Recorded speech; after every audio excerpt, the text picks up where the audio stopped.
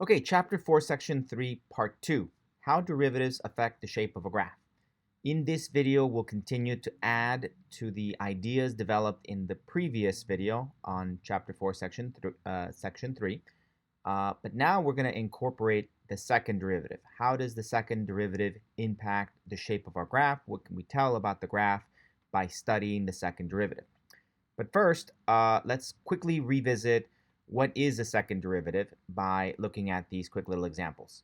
Okay, so the second derivative of a function f, provided that it exists, is equal to the derivative of the first derivative, right? So, for example, let's say that we're given this function. Say f of x is equal to 3x to the power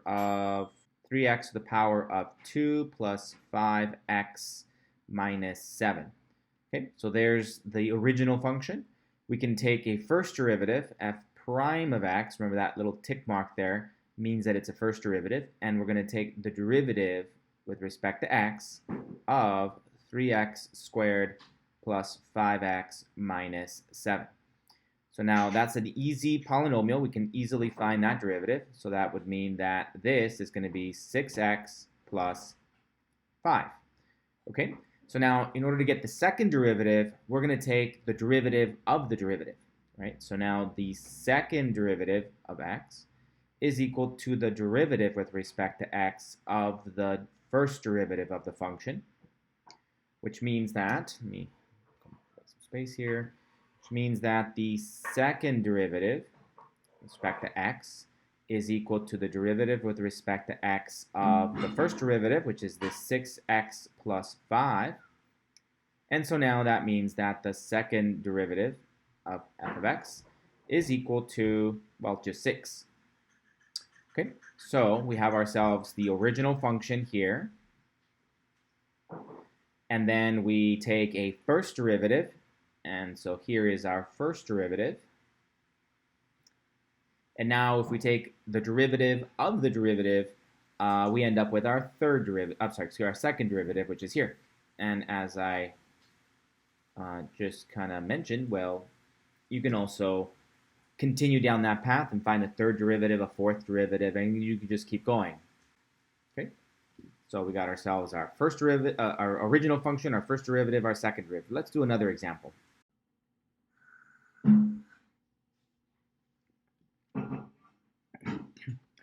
Or as another example, let's say g of x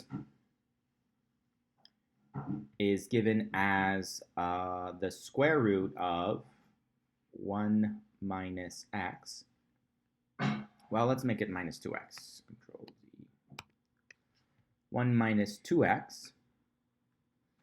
Okay, so we can rewrite this as g of x is equal to 1 minus 2x to the power of 1/2.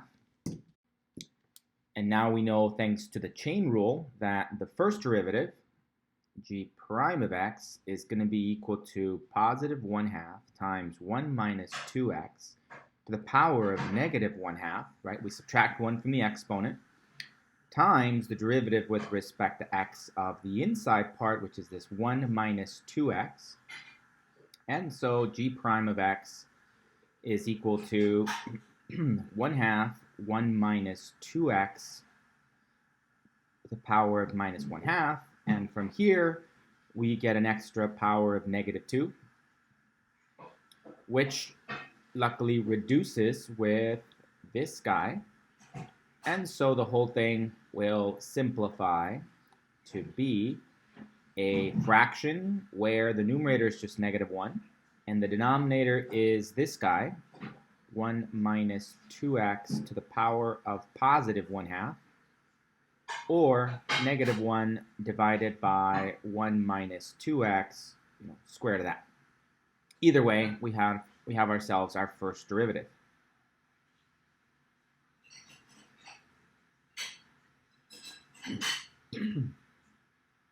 Okay, now to find our second derivative, we've got to take the derivative of the first derivative, right? So we have our original function here. We have our first derivative here. So now we got to come up with our second derivative. So I'm going to write it over here.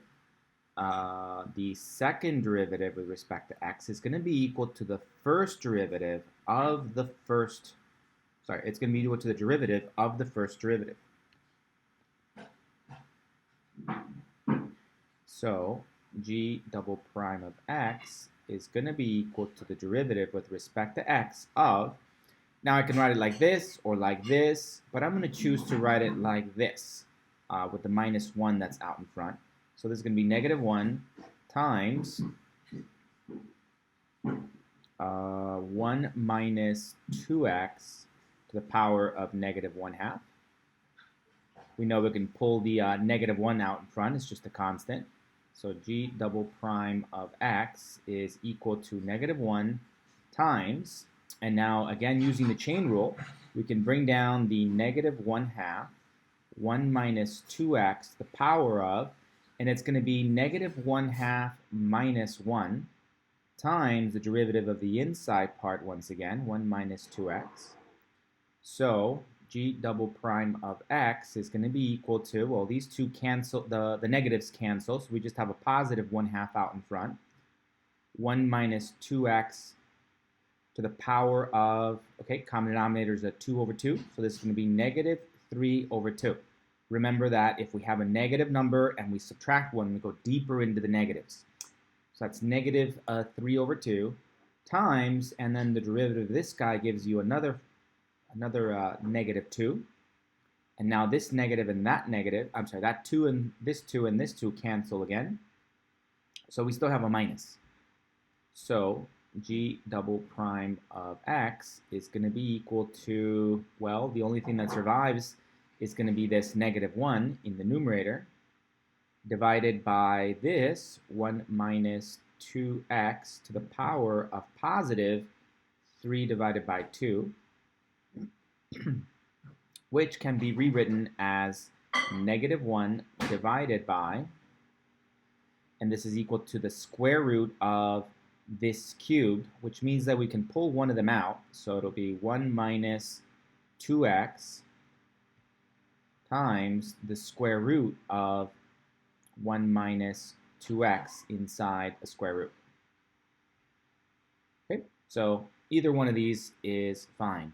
So here is our second derivative.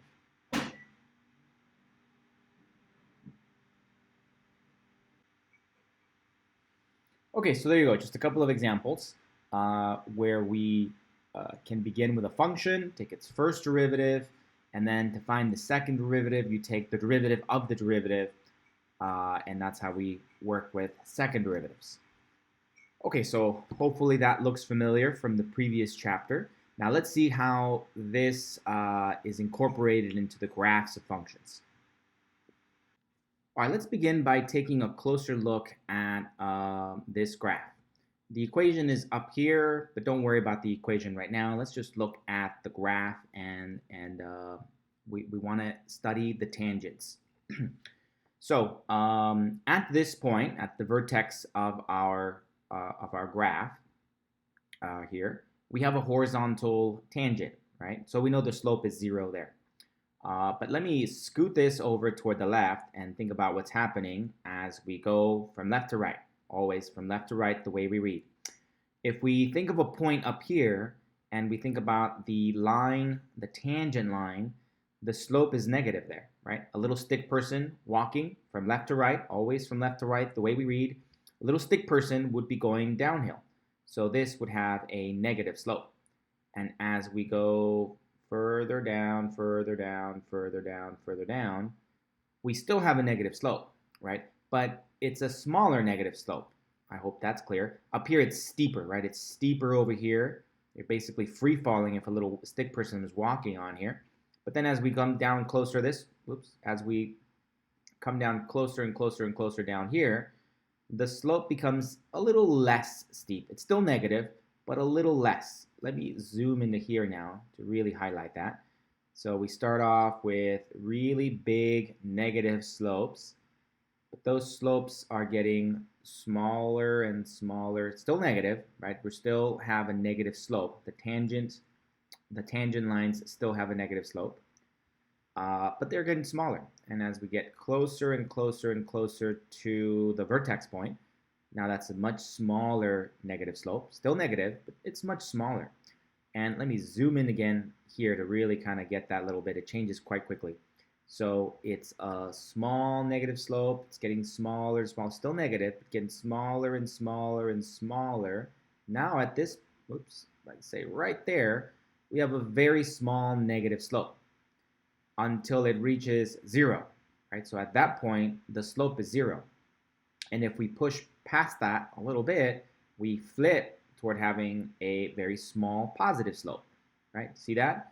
Over here we had a big negative slope to a smaller negative slope, smaller negative slope, smaller negative slope, 0 there, right at the vertex point there. And then we flip to having a small positive slope, bigger positive slope, much bigger positive slope, really big positive slope, very, very large positive slope, and it just keeps going in that direction. So that's the pattern we want to focus on. The idea that if we think about the slopes of the line's tangent, we have a pattern that emerges in this direction, starting from the left, from left to right, always from left to right the way we read. The slope is a really big negative, and then it proceeds down into a smaller and smaller and smaller negative, right? So if I stopped here, this would still be a negative slope. The tangent line at this point still has a negative slope. It's getting smaller and smaller. It's getting closer and closer to 0, right? Just to put numbers on here, this could be a -7 as a slope, whereas down here, this could be like a -1. And then if I keep going even further, this could be like a -0.25. Right? I'm just throwing numbers out there to highlight that this is getting smaller and smaller and smaller, closer and closer to 0. Good. And then we go to 0 there. And then just a little bit past that, we begin to have a very, very small positive slope. Maybe that's positive 0.5 slope, and then maybe that guy is like +1 slope, and then it gets bigger and bigger. Maybe that's +3 slope, and then maybe way over there that could be like +5 slope, something along those lines. Okay, let me use a different graphing tool that will use the same equation, but it has another feature. I like this one because it does the little triangle, so you can see the rise over run of our slopes. So I kind of like that, but I like a different one for a different reason. So let me switch over to a different format. Okay, now back to Desmos. I typed in the exact same equation here, so we're dealing with the exact same graph. And now I'm looking at the tangents, the slope of the tangent lines. So the tangent lines are these red ones, these red lines, right? So as I go around the function, this is what the tangent lines look like. And what I like about this compared to the previous one is that we get to see the actual value of f prime. So if f of x equals to this equation, f prime is given here. So what this means is that at this point, the slope of this red line is equal to -6.76. Don't worry about the calculation of all that. The computer's doing all that for us, doing all that heavy lifting. That doesn't matter. What I want to focus on is the pattern of what happens to that slope as we go around our graph. So as this point moves this way, see how that slope is still negative, but it's getting closer and closer to 0. It's a smaller negative, a smaller negative, a smaller negative, right? At this point, it's almost, there we go. At this point, we have a slope of -1. And then we get a little bit closer and closer and closer. Let me zoom into here a little bit more. So as we get closer and closer to this point, see the slope is still negative, but it's a much smaller negative. It was a much bigger negative when we were way up here. And then at the vertex point down here, or right before the vertex point, look how small that negative slope is. And now we hit 0 slope when we hit the vertex there. And then when we go a little bit past that, the slope becomes a very small positive. and then a slightly bigger positive, and then a slightly bigger positive, and then a bigger one, and a bigger one, and a bigger one, and a bigger one, and it keeps growing and growing like that. Okay, so that's the pattern we want to focus on. I started off over here, always from left to right, the way we read. We have a big negative slope, then we have a much smaller negative slope, then we have 0, and then we have a small positive slope, and then we have a big positive slope. Okay, so let me write that down. Okay, so I'll just draw a couple ones to kind of represent this. So there's a tangent line over here. Pretend that's a tangent line. And then there's a tangent line over here somewhere. And then there's a tangent line right there, somewhere there. And then, of course, there's this one, the horizontal one. Then right past it, there's another tangent line over here. And then finally over here. And then over here, another tangent line. Okay, so the pattern I want to highlight, or when working toward, is that at this end, the slope is going to be a big positive slope. Slope of the tangent line, of tangent, is a big positive. Don't worry about the actual value. We just know it's a big positive. So I'll note that by saying f prime of x at this point is just a big positive. That's just the shorthand notation I'm going to say for this one. So we don't want to write that sentence everywhere. And then over here, say like at this point, it's still positive, but it's going to be less so than that, right? So I'm going to say that at this point, the slope of the tangent line, f prime of x, is going to be equal to a small positive. Small positive. Of course, here, when the tangent is horizontal, we know that at this point, that the first derivative of f of x, the slope of the line tangent, is equal to 0, right? Remember, the first derivative is equal to the slope of the line tangent. Then moving on over to the other side, at this point, we know that f prime of x is going to be a small negative number. Small negative number, right? So that's the notation I'm adopting to represent a small negative number.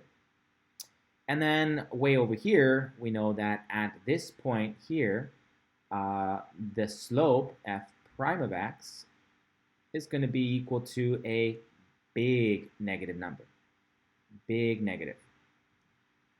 Okay, so the pattern we want to see, or we want to point out, is that as we travel along the curvature, right, the underlying curvature, as we travel from left to right, the way we read, we see that the first derivative is traveling from, or changing from, a big negative to a small negative to 0 to a small positive to a big positive. Okay, back to this applet. We see our graph here, and this is the equation there. And then, as we saw before, as we travel from left to right, the way we read, we see that we have negative slopes there, and those negative slopes are getting smaller and smaller and smaller. Zoom in here. Smaller and smaller and smaller negatives. Still negative, still much smaller negatives. And then we reach 0. And then we get to a small positive, bigger positive, bigger positive, bigger positive, bigger positive, and so on and so forth. Okay, well, you might have noticed that there's this little dot here. This little dot is automatically giving you what that slope is and graphing it for us. So, for example, over here, we know that this is a large negative, well, large is sort of relatively speaking, but this is a negative slope, and this dot right here represents that value. So we know it's negative, so it looks like it's a little bit below -5, so maybe like -6 or -7 is the slope of the tangent line at this point. And as I travel in this direction, I'm still in the negative, so that blue dot is still below the x-axis, but it's getting closer and closer to 0. It's a much smaller negative. And when I get to, say, somewhere around here, that's a much smaller negative slope, so that means that it's much closer to 0. Let's zoom in there.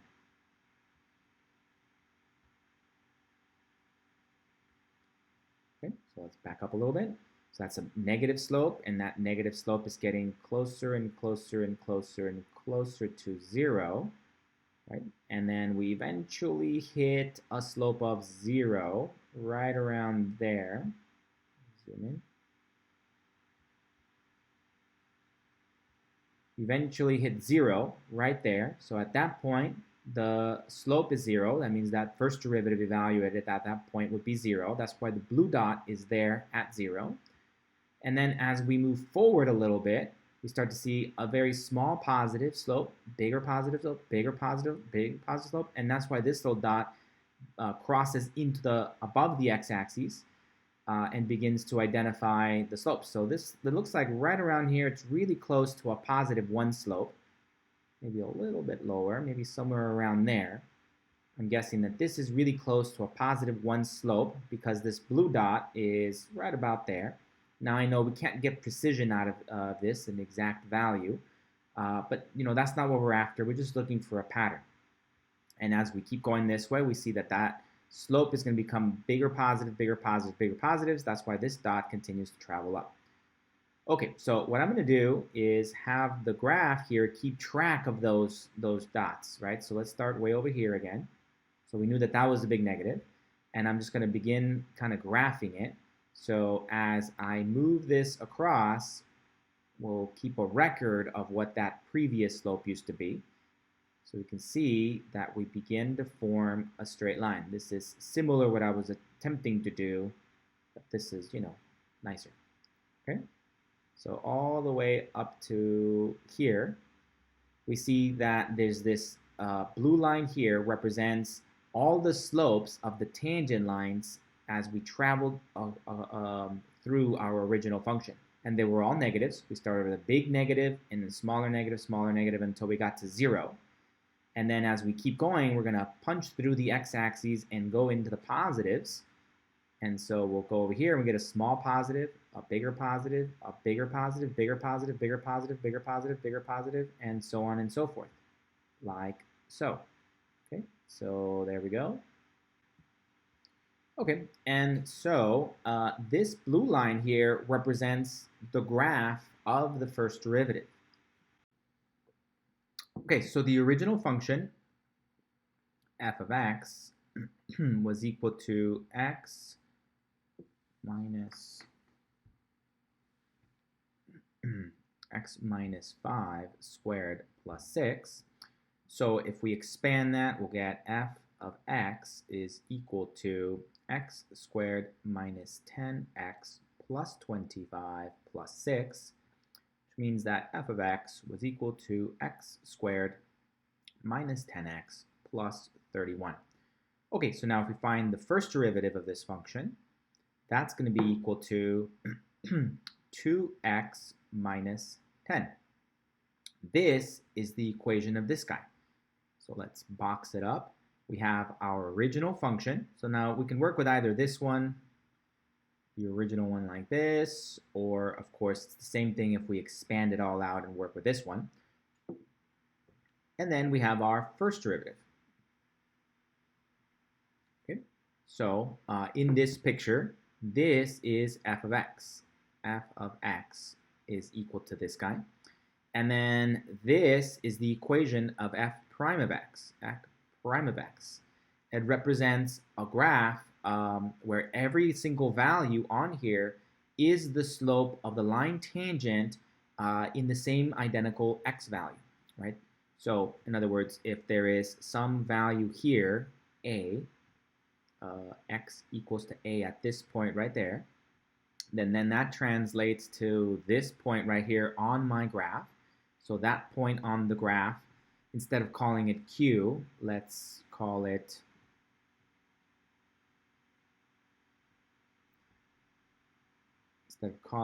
Q, we can call that point right in there. We can call that point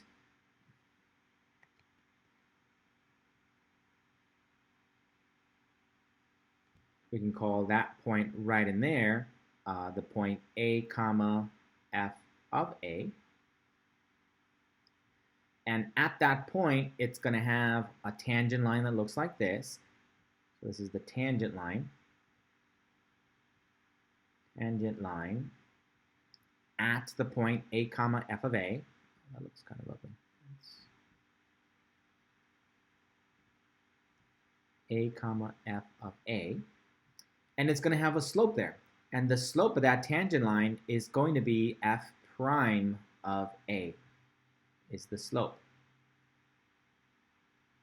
of that tangent line.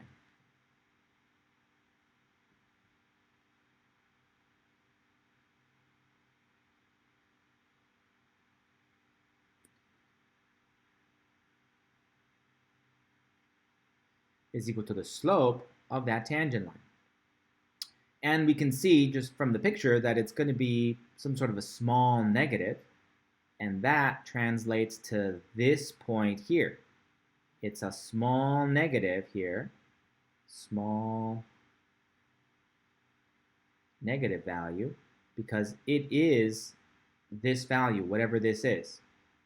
Okay, so it's a small negative because this point looks, from the picture, we can see that it's a small negative. Good. Okay, and what we want to, the pattern we want to note is that as we traveled on this graph, the first derivative was on the rise. It was increasing, right? It went from a big negative over here somewhere, some sort of, big negative, and then we hit like a small negative, and then we hit 0, right? As we travel from left to right, the way we read, you can think of like a little stick person kind of walking on our graph from left to right. So as he's traveling from left to right, the slopes are going to be big negatives, small negatives, 0, right? So as the input values travel from 0 forward in this case, we see that these are the patterns we get. Eventually we'll get a small positive slope there, and then eventually a bigger one here, right? Small and big are kind of relative scales here. The pattern is that this derivative is increasing. So f prime of x is increasing. Okay. This is independent on where the graph is. There's a lot of confusion there sometimes. I drew my original graph in quadrant 1, but everything here has nothing to do with whether the original graph is in quadrant 1 or not. The original graph could be down here in quadrant 4, it could be below the x-axis, and we're still going to have the same pattern because we're not interested in the values of our function. We're interested in the slopes of the lines tangent to our graph, and those tangent lines can have positive or negative slopes independent of where the original graph is located. Okay, so for example, back to this applet, I can change my equation here and maybe like move it below the x-axis. Let's make this -10. And so now it's going to be way down here, below the x-axis. Zoom out a little bit more. Down here. And still, I'm interested in the slopes of the line tangent. So now, as I continue to think about all those tangent lines, you see we still get a very similar looking graph. The equation itself might be a little bit different because the equation of the blue one, which is the equation of the first derivative, might be a little bit different than before, but the pattern stays the same. The pattern is that the first derivative is increasing. Good. And it's still gonna have the same situation here. So even if I move it over to a different quadrant, let's change this over to be in, let's make this +6. Move it over to have the vertex be over in quadrant 3. Now in quadrant 3, we think about this same thing as we move our point through the curvature from left to right the way we read. Then we begin to see a very similar pattern. Right? We get negative slopes. All of these are negative slopes until we get really, really, really close to 0. And then we get a positive slope, and then bigger positive, bigger positive, bigger positives, bigger positives. Okay, so don't confuse the value of the original function, the input-output relationships of the original function, they could all be in quadrant 1, everything's positive. They could all be in quadrant 3, everything is negative. Negative input, negative output. It could be. But that has nothing to do with the slopes of the line that are tangent. In every one of these cases, we still continue to see the same pattern, where if we graph the slopes, they start off with a big negative, small negative, 0, small positive, bigger positive, bigger positive, bigger positive. And so they're all increasing. Okay, so now let's look at cases where we have kind of the opposite. If we flip it upside down, let's take a look at the tangent lines. So in this case, let's scoot this over. And always from left to right the way we read. Notice that in this case, as we go way over here, we start off with a large positive slope. Right? Remember, decimals gives me that slope. So at this point, the slope is 11, positive 11. So it's a large positive slope. And as I travel along the curvature, I still have a positive slope, but it's getting smaller. And then as I get closer and closer to the top, to the vertex of this, it's still a positive slope, but it's getting smaller and smaller and smaller. Up near the top here, I'm getting really close to 1. So right around there, right there, oh, close. Right there, I have a slope of positive 1. Let me zoom into here a little bit more. And then as I get closer and closer and closer to here, see now I have a slope that's positive, but a little bit closer to 0, below 1. Smaller positive, even smaller, even smaller. They keep getting smaller until I get to 0. Until I get to 0. And then if I keep going past that a little bit, I end up getting a small, very, very small negative slope. Bigger negative slope, bigger negative slope, bigger negative slope, bigger, bigger, bigger, bigger, bigger, bigger, bigger. So it's the opposite of the previous case, right? In the previous case, we were starting with big negative slopes to smaller negative slopes to 0 to small positives to bigger positives. Here we're going to start off with big positive slopes to smaller positive slopes, close to 0, and then small negative slopes, bigger negative slopes, and then really big negative slopes. Okay, let's use that other applet to graph this. Okay, so using this other applet, we still have that same graph. The equation is up here. At any rate, don't worry about the equation right now.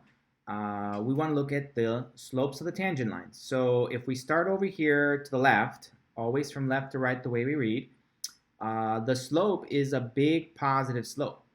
And we see that that is characterized by this little blue dot here. It doesn't tell me the exact value, but we can visualize that it's a positive slope. It's pretty big, looks like about positive 12 or something. And as I move this and travel up my graph, across my graph, I still have a positive slope, but I can see that that slope is getting smaller and smaller and smaller. As I travel closer and closer and closer to up here, I see that I still have a positive slope, but it's getting smaller and smaller and smaller still. So as I get really, really, really close to up here somewhere, I'm going to be reaching somewhere close to positive 1 slope, and then even smaller positives until I get to 0. And then as I push through to the other side here, then I'll end up with a very small negative slope to a bigger negative slope, a bigger negative slope, a bigger negative slope, and so on and so forth, all the way out to here. Okay, so you can see now there's a little hole there because it's only doing kind of a dot by dot thing, so I'd have to kind of really get all these little values here in order to really smooth it out. But this would be a straight line is what we would get.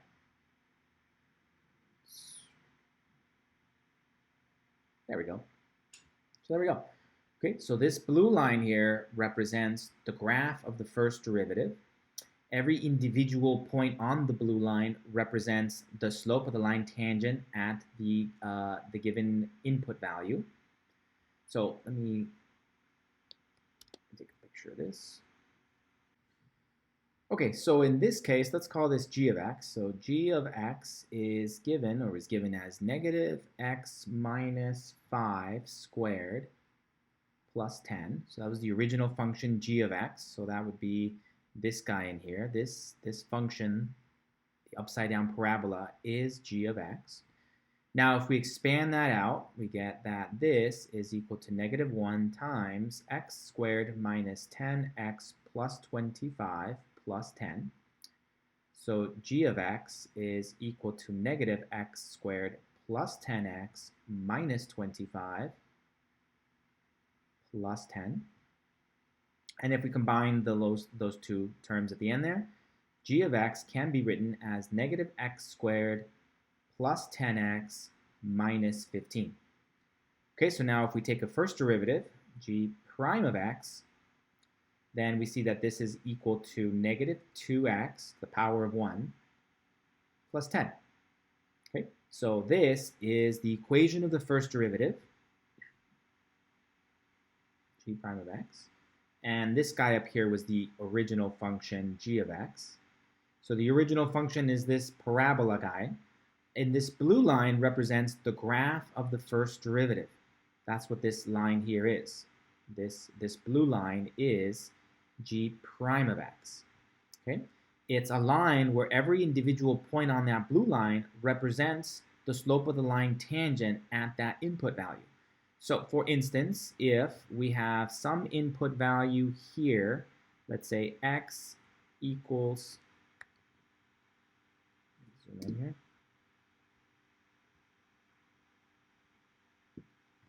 Say x equals to b at this point right there, then if we evaluate our function, then at this point here, we'll have the point b comma g of b, whatever that is. So that'll be that point. And then we can come up with a line tangent. So this line tangent there, call it over here, that this line right here, this line here would be the line tangent to g of x at point b comma g of b. Good. And then the slope of that line, the slope of that tangent line would be f prime of b. I can tell it's going to be some negative value, and I can tell that that's what this point over here is going to represent, some small negative value. Okay, it looks, kind of roughly speaking here, looks like a negative 4 or something like that. This is going to be the value that we get. Oops, this is not f, it's g. Sorry, this is g prime of b. So this is going to be a small negative,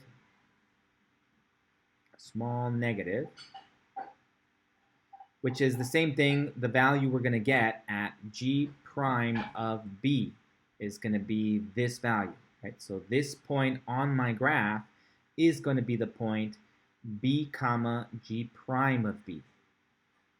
Okay, so this is the graph of the first derivative function.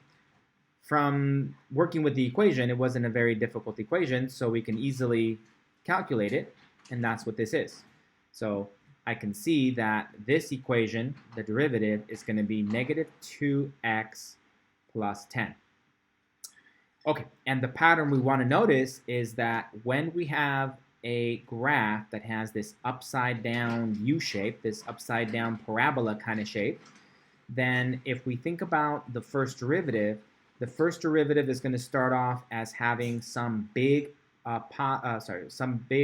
positive value over here. See, that's why they're way up here, because they're big positives. So at this point, we'll have a tangent line here that represents a f prime of x equals a big positive slope. And then as we keep going over here, say over here somewhere, this will have that the g prime, I'm sorry, g, I keep going back to f. G prime will be some big positive slope there. Over here, the g prime of x will be some small positive slope right in there. And then up here, of course, we have that the g prime is going to be equal to 0. G prime of x at that point is going to be equal to 0 right there. A little bit past that, we see that we're going to have a small g prime of x is going to be a small negative. And finally, way over here somewhere, for instance, we're going to have that the g prime of x is going to be equal to some big negative. Okay, so that first derivative is traveling from a big positive to a small positive to 0 to a small negative to a large negative. So we would say that the first derivative is decreasing. So g prime of x is decreasing. Okay, so all that leads us to our definition of concavity. Okay, so when a graph has a shape that looks like this, it's like a U shape. It's a parabola, but a parabola is directly associated with a particular equation, and it doesn't have to be that. It's just that it has this kind of a shape, like a U shape. This is what we consider concave up, whereas when it's upside down, we call it concave down or concave downward. Okay, so this one up here is concave up. Concave up. And this one over here we call concave down. If you're given just the graph and you just kind of visually look at it, then it's easy to spot. Okay, it has this shape. There it is. It's concave up. Or it has this shape. It's concave down. But keep in mind that we won't often have the luxury of having an equation. We need a more specific mathematical definition. And that's where this whole derivative thing came from. So if we notice the derivatives of the tangent lines to this concave up situation, right? We have derivatives there. Sorry, we have tangent lines there, tangent lines there, the tangent line over here, tangent line over here, tangent line over here. And then we think about the slopes of all those tangent lines. Well, that's the same thing as thinking about the first derivative. So we saw that that first derivative, f of x, is traveling from being a big negative here, to maybe a small negative here,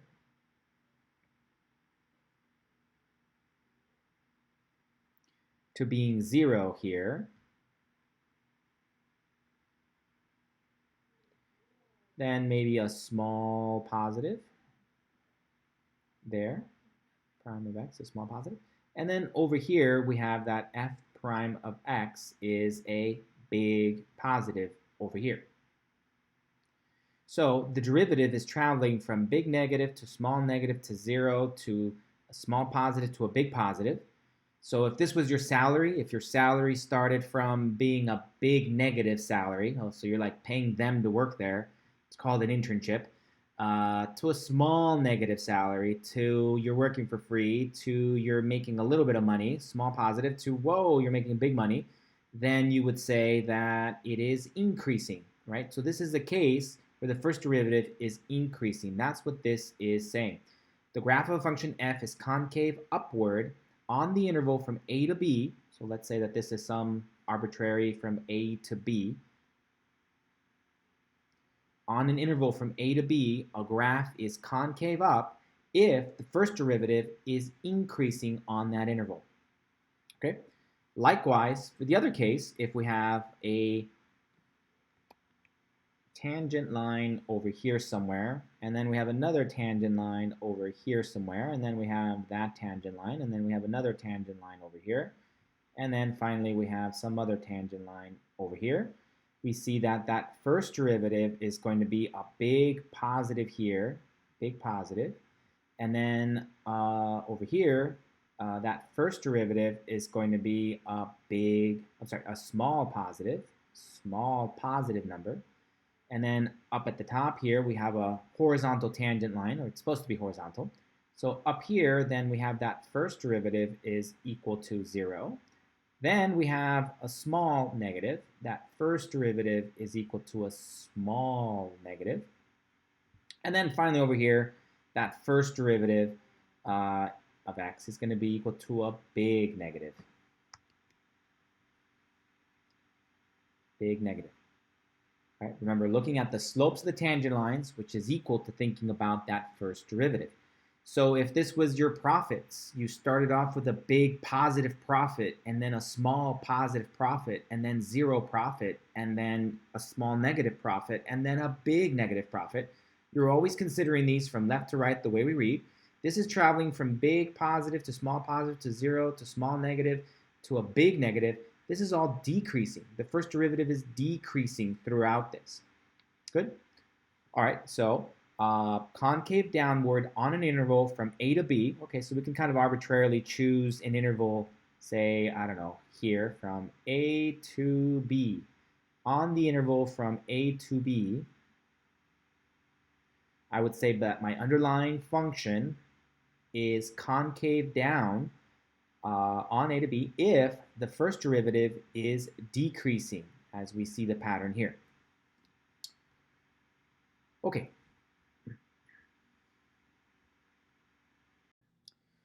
Okay, so back to our original shapes. I said sometimes you'll just be given the picture and you want to identify whether something is concave up or concave down, and they're easy to spot, right? Here it is. It's concave down on this interval. Concave down. Whereas this one is concave up. Concave up. Okay, but keep in mind that sometimes the graph doesn't have the full thing. The graph might only have a little portion, like maybe it might only have this little piece of it right here that I'm highlighting in yellow, and that little piece is also concave up, but it might be a little harder to see. Even harder still, they might just give you, say, let's put it in green, this little portion up here, this tiny little portion in green there, that highlighted part, that's concave up as well. So is maybe this little portion over here. So they might not give you, the graph might not have a full concave up situation. It might have a little portion of it. So if we only have a little portion of it, like the only thing you could see is this highlighted part from there to there, everything else was maybe erased.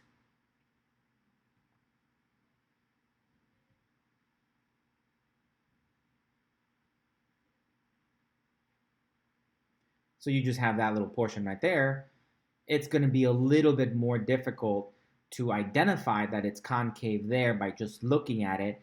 That's why we need a more precise mathematical definition, right? Likewise over here, the whole thing is concave up. Every portion of this is concave up. So maybe they only give you a small part of it. Now, it's very popular to give you kind of half of it. Half of it is often going to happen. So you might just be given this part there, for instance. And the rest might not be there, or the graph might be doing something else outside of that, right? So maybe the graph gives you that little part, and maybe the rest of the graph does something else. Oops. And maybe the rest of the graph begins to do something else. Maybe it goes this way, and up here it goes that way. I don't know. It does other things. The point is, in that this little part here was part of that original concave down, so we would still say that this portion from here to here, so let's say that this is from A to B right here, that this little yellow part is concave down.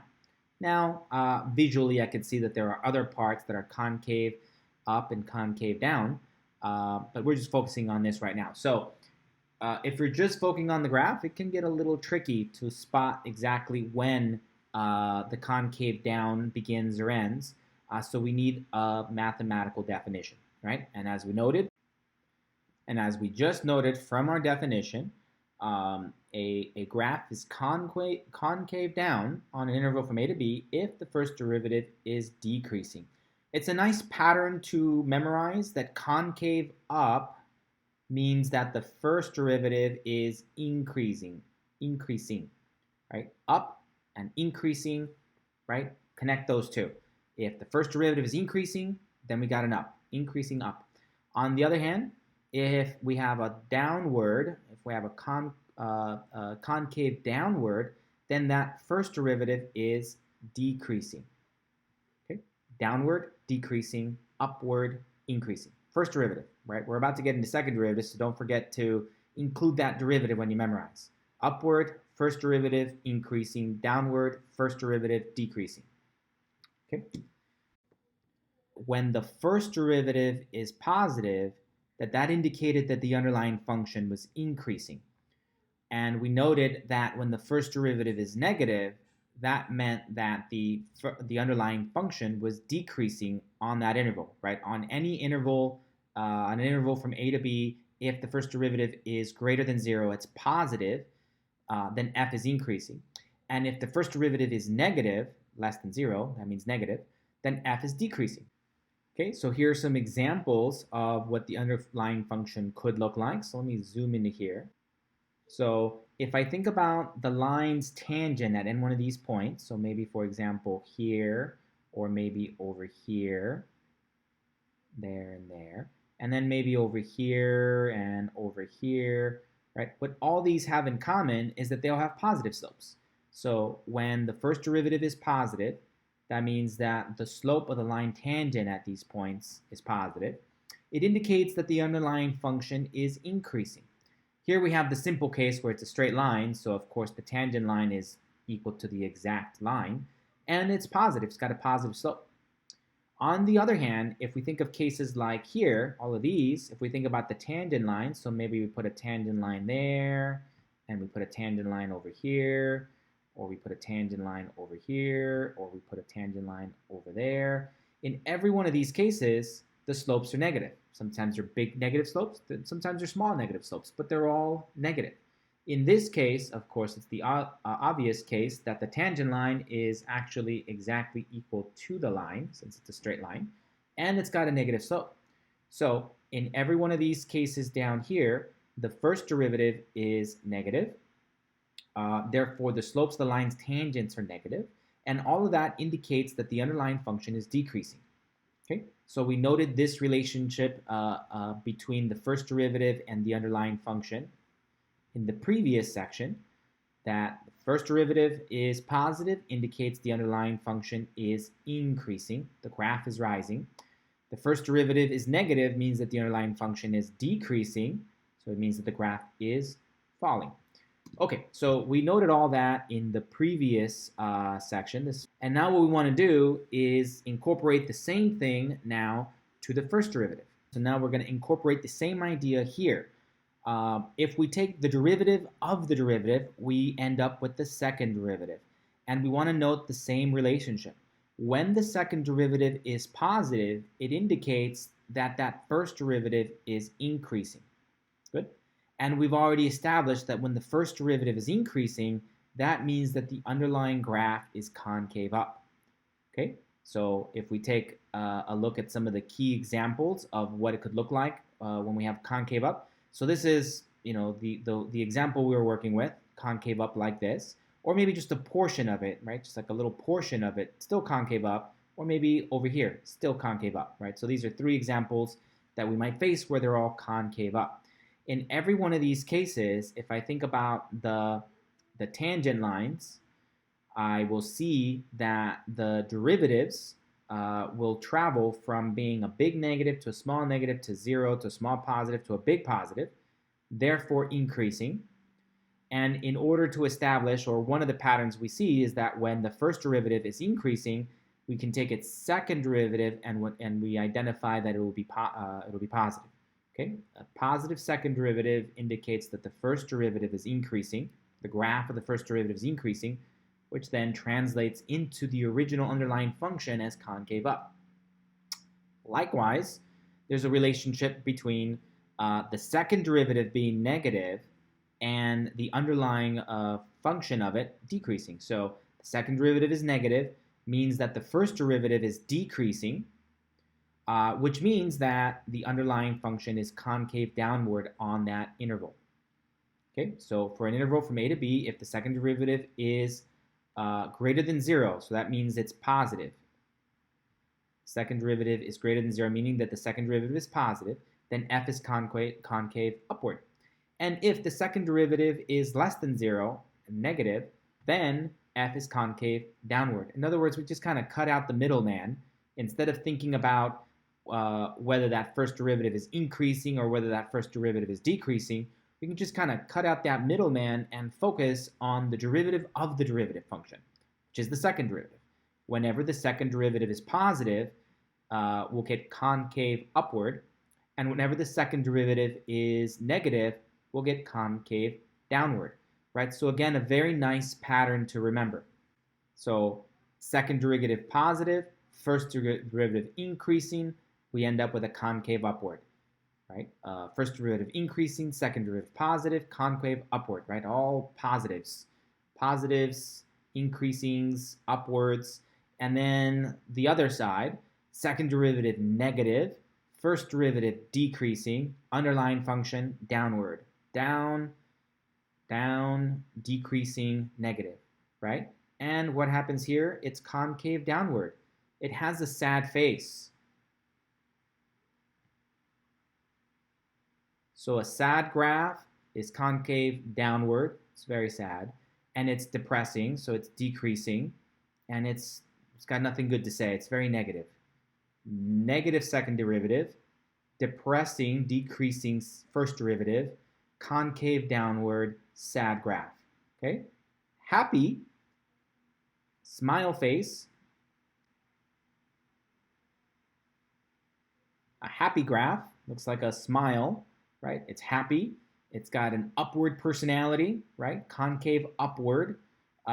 It's increasing, first derivative, increasing upward, and it's positive, right?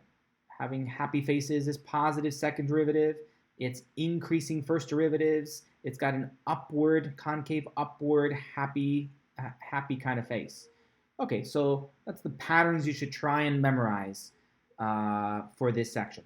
Okay, so if you look at your textbook, our author has reduced everything I just described into this compact little concavity test. So A, if the second derivative of x is greater than 0 for all x in I, then the graph of f is concave upward on I. Or B, if the second derivative is negative for all x in I, then the graph of f is concave downward on I. So the exact same thing I just described, just a nice, packed, compact little package. All right, let's take a look at an example. Okay, so determine the intervals on which the function is concave up or concave down. So let's say we're given this function, f of x equals to e to the power of negative x. So we know we have to find derivatives. So let's find that first derivative. That first derivative is equal to e to the negative x times the derivative with respect to x of negative x, which means that first derivative is equal to negative 1 times e to the negative x. Okay, and then we need a second derivative. So now let's find the derivative of the derivative. So the second derivative of this function is equal to the derivative of the first derivative, which is equal to the derivative with respect to x of negative 1 times e to the negative x.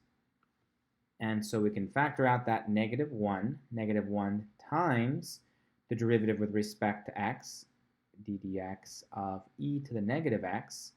Well, in this case, it's exactly the same one we just found. So we're going to end up with another negative 1 times e to the negative x. So these two cancel out, and we'll end up with e to the negative x as our second derivative.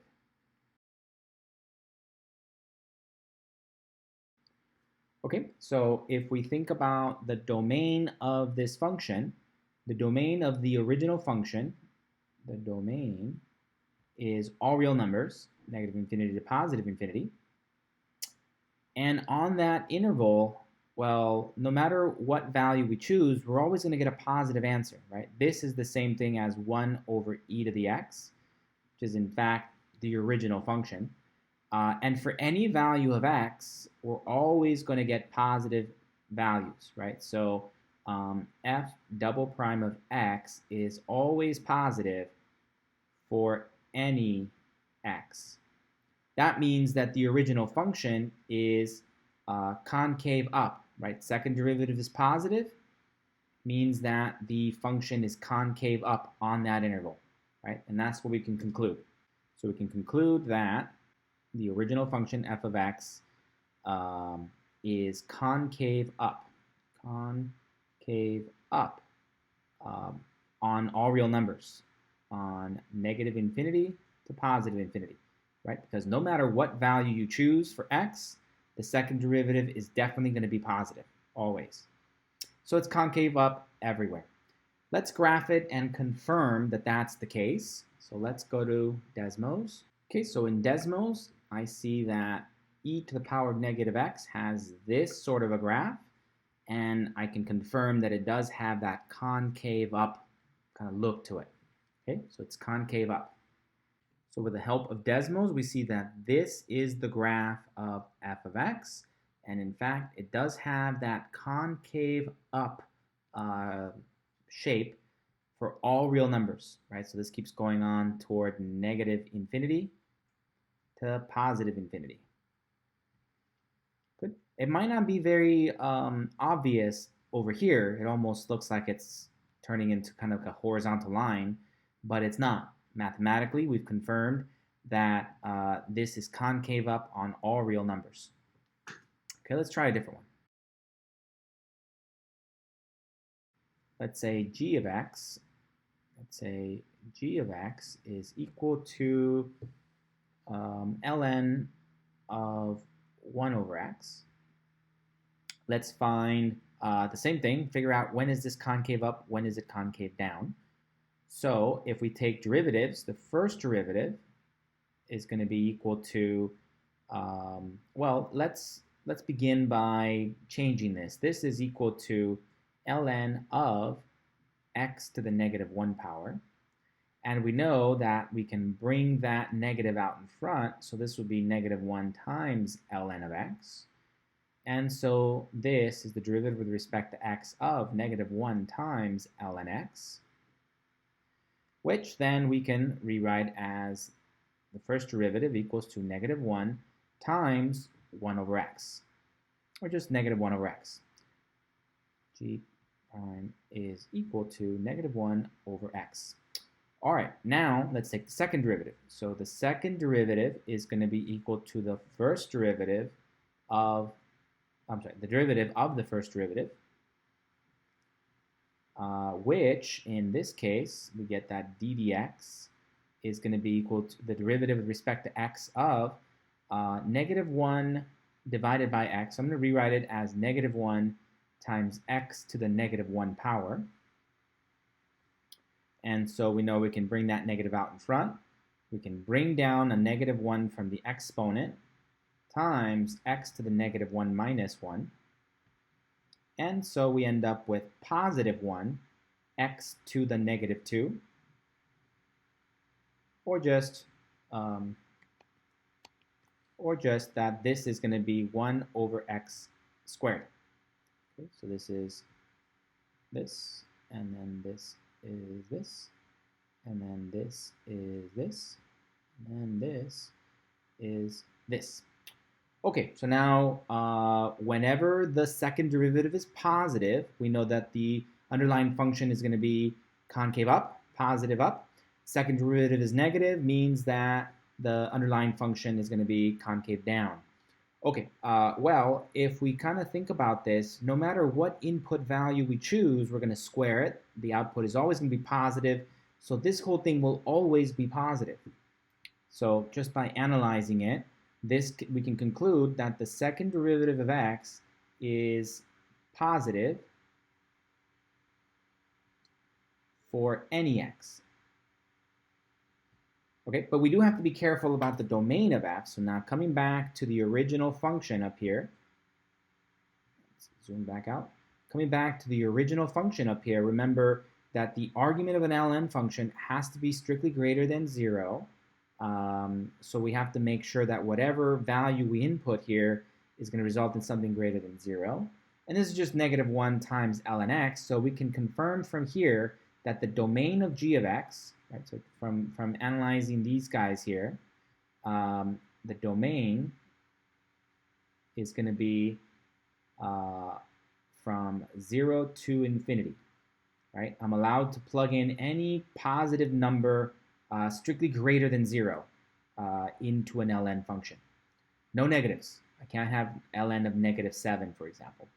Okay, so on this domain, the second derivative is going to be positive, so we can conclude that the graph of the original g of x function on the domain of 0 to infinity is always going to be concave up. Okay, so that's what we can conclude. The second derivative is positive for any x. In particular, the domain is from 0 to infinity, so we can conclude that g of x is concave up on the interval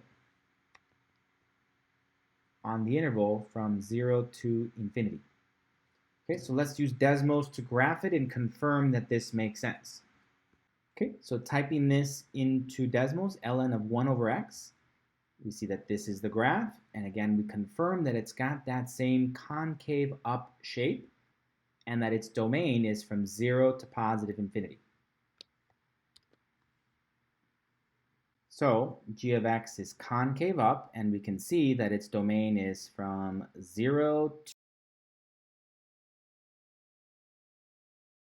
the original function g of x is going to be concave up. Okay, so we have two cases where they're both concave up. Let's throw another one in here.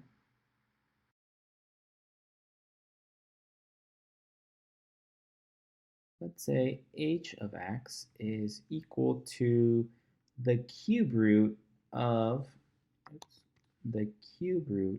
x minus 1.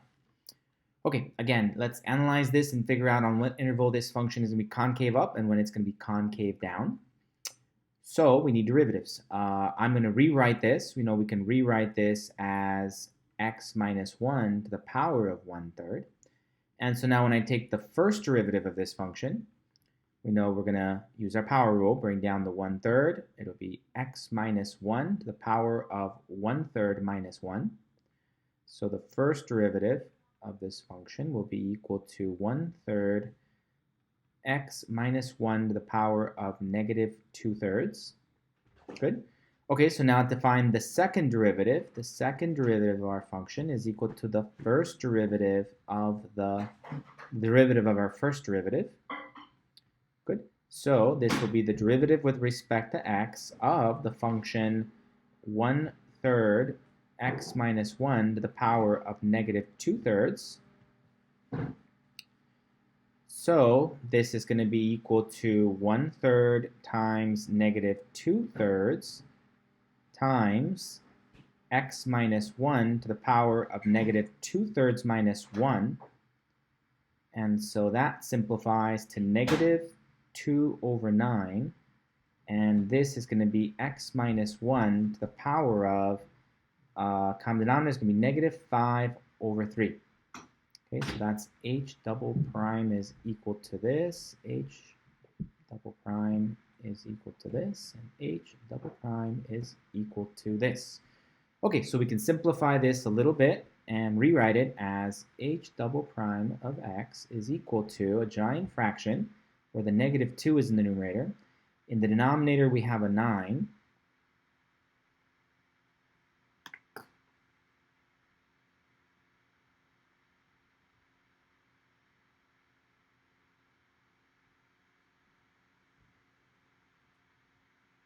In the denominator, we have a 9, and then a x minus 1 to the power of positive 5/3. Okay, we can simplify this. This is really the cube root of x to the 5th, right? This is the same thing as negative 2, and then we have a 9 times, and this is the cube root of x minus 1 to the 5th power. So we know we can pull out one term of x minus 1, the power of 3, and then there would be 2 remaining inside the root. So I can simplify this as the following. It's a giant fraction with a -2 in the numerator, a 9, one term of x minus 1, and then a cube root of x minus 1 squared. Okay? I don't have to worry about signs because this is an odd root, so whether this is positive or negative in here, it can come out and it'll still be positive or negative. It doesn't change signs and there's no issues. We'd have to be a little bit more careful with how we reduce this if this was an even index of our root. Okay, so here is our derivative, and what we want to do now is analyze this on the domain of our function. So when is the second derivative going to be positive? When is it going to be negative? Well, notice that any value of x minus 1 squared is always going to result in a positive number, right? So this part, just this part right here, is always positive. Always positive. Positive for any x. Any x, right? The result of something being squared, is always a positive answer, no matter what x value is. Or it could be 0. It's always positive or 0. Okay, and now the cube root of 0 is allowed. That's just 0.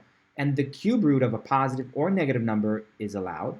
But if we're inputting 0 or positive inside the cube root, then that means that this whole thing, the cube root of this, is also going to be always positive or 0 for any x. Good? So this is just always positive or 0. Now in the numerator, well, this is just a constant. This thing is always negative. Always negative. Okay, so the only thing that will really determine a sign change will be this term right in here. This is the one that will establish whether the whole thing is going to end up being positive or negative. We have a 0 at 1, so let's do a sign chart. So let's come over here and think about a sign chart for x, like this. And so at positive 1 for x, I'm going to take a couple of test points. So let's use the test point, well, why not 0? 0 is a nice one.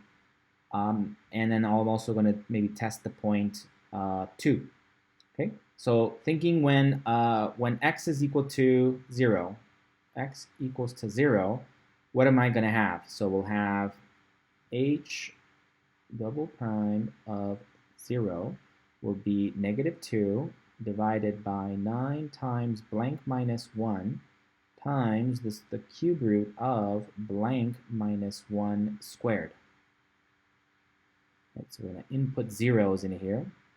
Second derivative at 0, we'll have 0 minus 1, and then we'll have 0 minus 1 in here. Okay, this will be a -1, squared is going to be a positive. The cube root of a positive is going to be a positive. So as we established before, this thing is always going to be a positive. And then this is a negative, obviously, constant. And then 0 minus 1, that's going to be a negative. A negative. Right, so I don't really even care what the actual value is. I'm just trying to establish if this is positive or negative. So we'll end up with some, well, -2 divided by 9 times some negative times some positive. So as long as it's not 0, we see that the denominator is going to be negative, the numerator is negative, the whole thing ends up being positive. Remember, a negative divided by another negative is going to be positive. So I've established that to the left of the value 1 over here on this interval, the second derivative, h double prime of x, is going to be positive on this interval. Good. Now we got to take a test point from the other side of 1 over there. Why not 2? 2 is a nice value. And remember, I don't really care what the value is going to be. I just want to know if it's positive or negative there.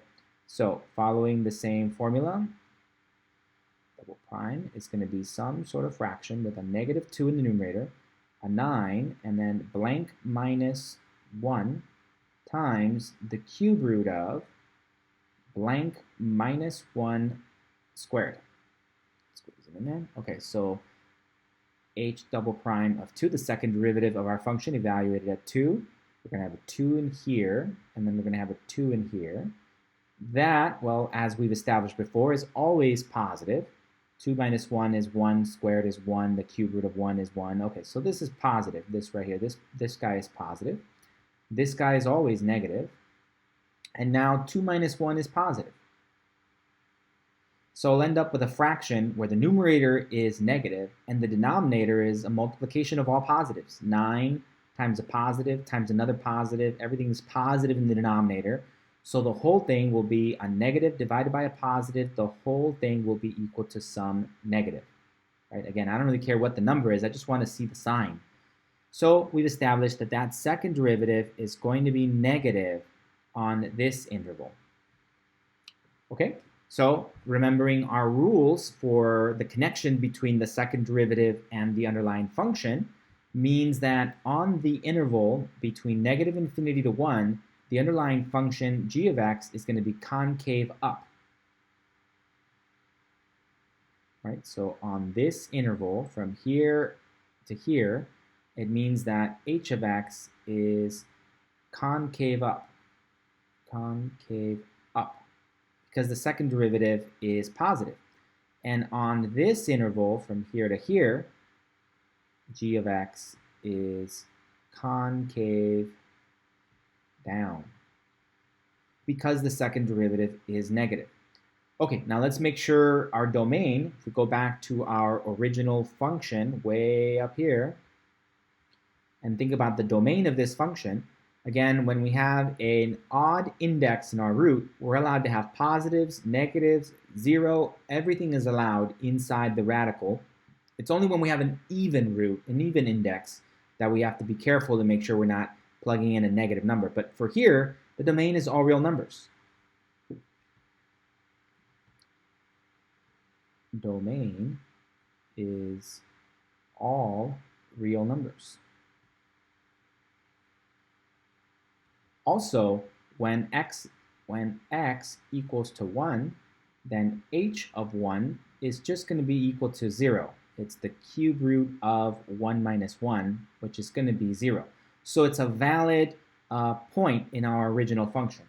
Even though plugging in a 1 into the second derivative gives you a fraction divided by 0, so it's undefined. The second derivative is undefined at x equals to 1, but that's okay. Right? Okay, so all of that leads me to conclude to these two things. So let's find the graph and confirm that this is true. Okay, using Desmos, I plugged in my equation, and here is the graph. And indeed, we can confirm that the graph does have this sort of shape, concave up, from negative infinity up to 1. And then from 1 up to positive infinity, it's concave up. Okay, so with the help of Desmos, we're able to conclude that this is the graph of our function. So this is h of x. And in fact, it does confirm our results, right? So here's our output here. The g of x is concave up on the interval from negative infinity all the way out to 0.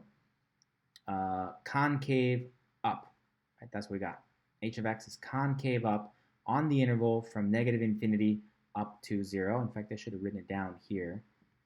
H of x concave up on the interval from negative infinity to 1. And it's concave down on the interval from 1 to positive infinity. Okay, so on this interval, this function is concave up. G of x is concave up. Concave up. It has this sort of a shape on the interval from negative infinity to 1 over here. And then over here in this part of it, h of x is concave down. Concave down on the interval from 1 to positive infinity. Okay, so we have a general game plan when we want to find the concavity of a function. Given a function, start taking derivatives. We want the first derivative. We want the second derivative. We know that when the first derivative is increasing, or decreasing will have information about whether the underlying function is concave up or concave down. A first derivative increasing means that the function is concave up. A first derivative decreasing means that the function is concave down. The underlying function is concave down. Then we take another derivative. We want to find the second derivative. And so whenever the second derivative is positive, it means the first derivative is increasing, which means that the underlying function is concave up, right? Second derivative positive, first derivative increasing, underlying function concave up. On the other hand, whenever the second derivative is negative, then the first derivative is decreasing. Therefore, the underlying function is concave down. Okay? All right, good. Let's try something else. Okay, let's look at this definition. An inflection point is a point on the graph of a function where the concavity changes from upwards to downwards, or the other way around, from downwards to upwards. For concavity to change at a point, the second derivative must change signs at that point. But we saw prior in section 2.2 that the partition numbers identifying the points where the function can change signs. Remember, the partition numbers are found by setting our second derivative, in this case, equal to 0 and figuring out what values give you 0, and also examining our function to determine what values result in undefined. So all the values that result in undefined, or all the values that result in a second derivative equal to 0, will be equal to the partition numbers of the second derivative function.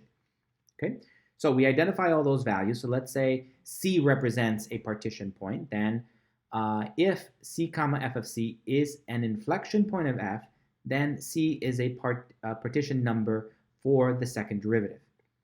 Okay, all right, so in order to find the inflection points, that's going to be our mission in a lot of our homework problems. Given an equation, find the inflection points. Our strategy is going to be to find the first derivative, find the second derivative, and then we want to find all the partition numbers for the second derivative, right? So we're going to figure out what values result in the second derivative equaling to 0, or the second derivative being undefined. And then we got to ask ourselves these two questions for every one of those partition points. Does the second derivative change signs from positives to negatives, or from negatives to positives? Does it change signs? Yes, no. Okay, and then 2, is that point C in the domain of the original function f? It might not be in the domain of the second derivative, it might not be in the domain of the first derivative, but it might be, hopefully, in the domain of the original function. If we can say yes to both of these two statements, then C comma f of C is an inflection point of f.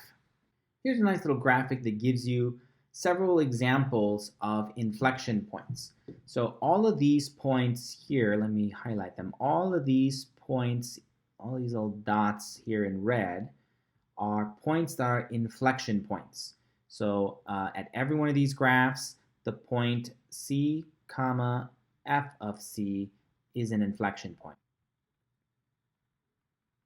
Okay, so notice that, for instance, in this first case, the original function is going to be concave up here, and then it changes to concave down there. So there's the point right there where it changes from concave up to concave down, represents the inflection point. So this is conc up, and here we have conc down. Okay. Over in this graph, here on this interval, we have concave down. Get that down. So here we have conc down, and then it changes to the other side. On this side, it becomes part of a concave up. Down. This is conc up.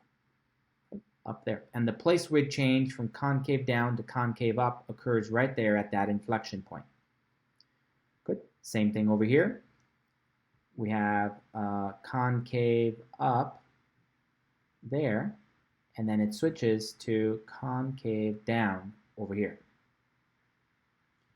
So here we have conc up and then conc down. Okay. Finally, in this last section, this last example, we have something that's part of a concave down there, and then it switches to a concave up there. So conc down in the yellow zone, and then it switches over to being a concave up, conc up. Good.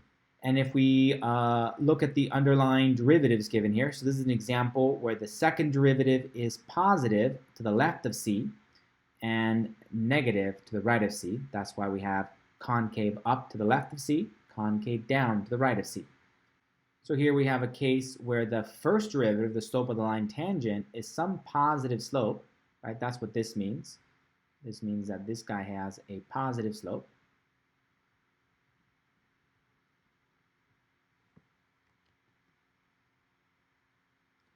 Tangent line at that inflection point has a positive slope.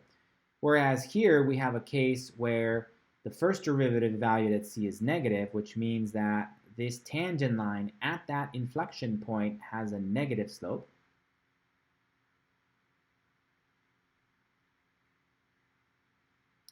And then we have a case here where the first derivative is equal to 0, so the tangent line to the inflection point has a slope equal to 0, or it's horizontal. And finally, we have a case over here where the tangent line is a vertical line, so the slope is undefined, but we can have an equation for that line, right? So it's just going to be some equation of the form x equals to a constant. So it's just going to be x equals to c. Tangent line is x equals to c, and slope, of course, is undefined.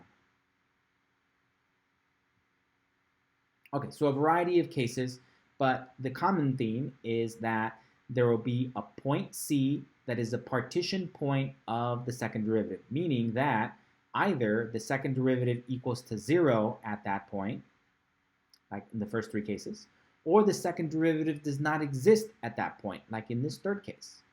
Good.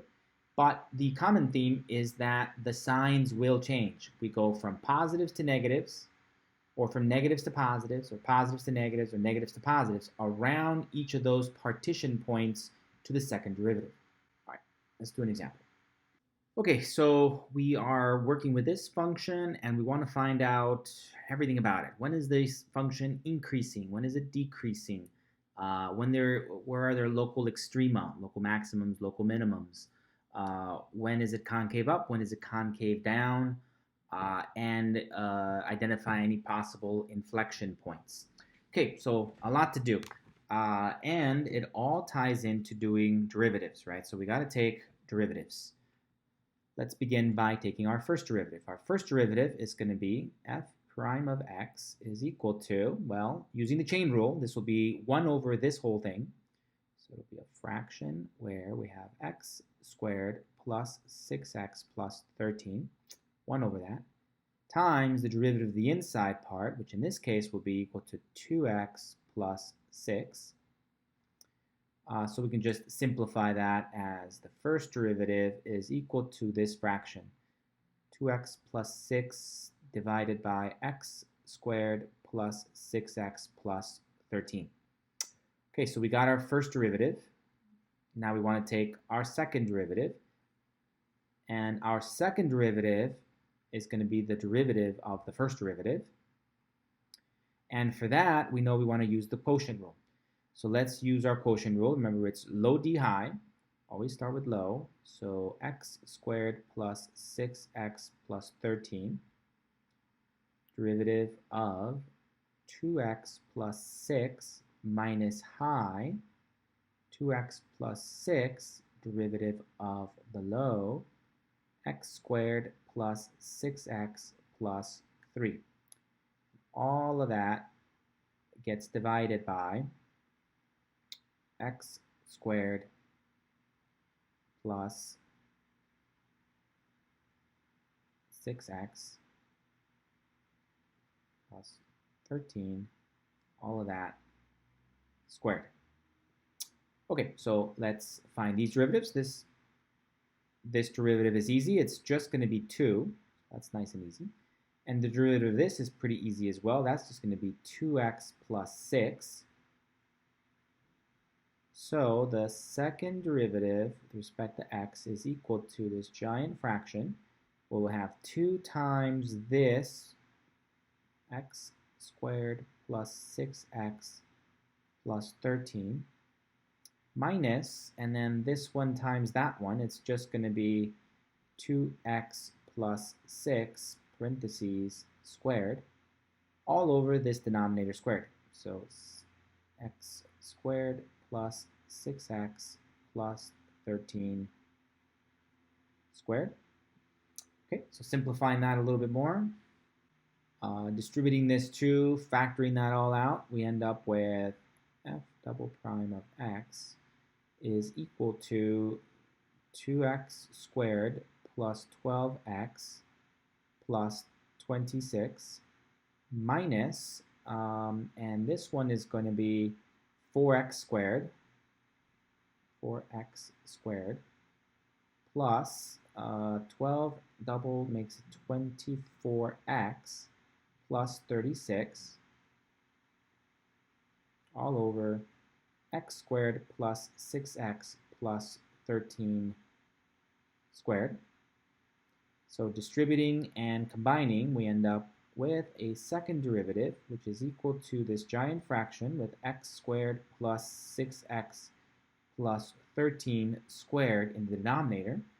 And we'll get 2x minus 4x gives you minus 2x squared. That takes care of this term and this term. And then minus 24, so 12, positive 12 minus 24 is going to get you to minus 12, minus 12x. That takes care of this term and this term. And then we get a minus 36, so we get positive 26 minus 36 gives you minus 10. So minus 10. So we can factor out a 2 out of here. And so we end up with f double prime of x equals to minus 2 x squared plus 6x plus 5.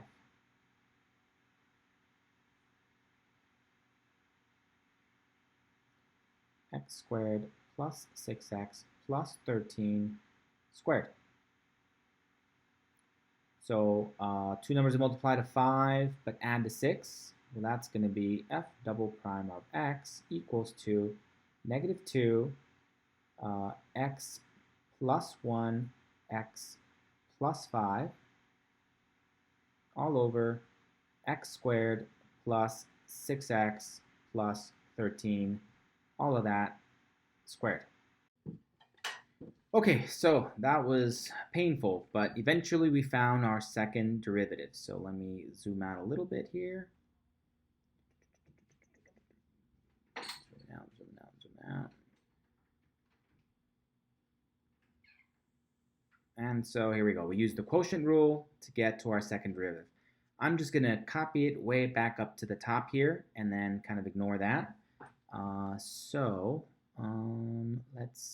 Let's put it in this direction. We had our original function here. I'm just going to copy this over here and say that the first derivative was equal to 2x plus 6 divided by this x squared plus 6x plus 13. That's our first derivative. And then after a lot of work, we discovered that the second derivative of this function is equal to a fraction with a negative 2 and then an x plus 1 and an x plus 5 and x squared plus 6x plus 13, and all of that gets squared, right? And that'll be our second derivative.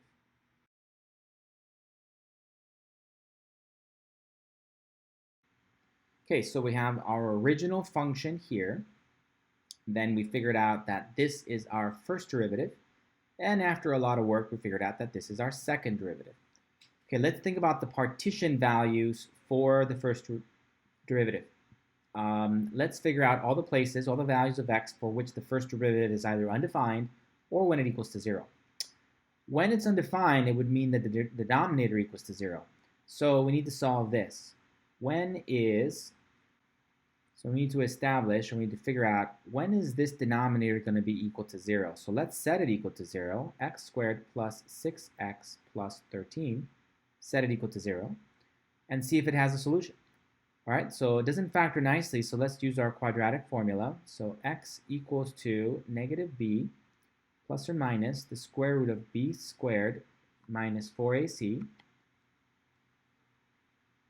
all over 2a.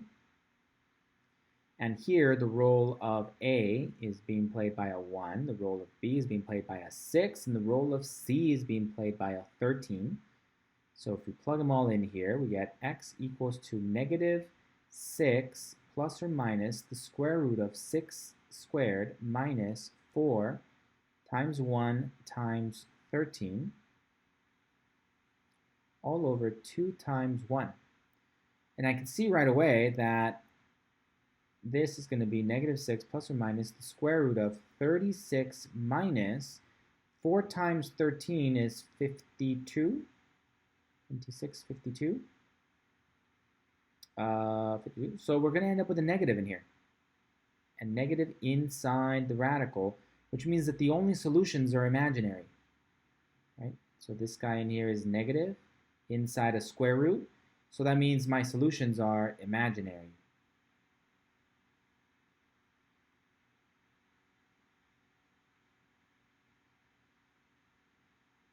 Right? In other words, they're not real numbers. So we don't have to worry about them. That's not going to happen. Okay? So this establishes that f prime of x equals does not exist for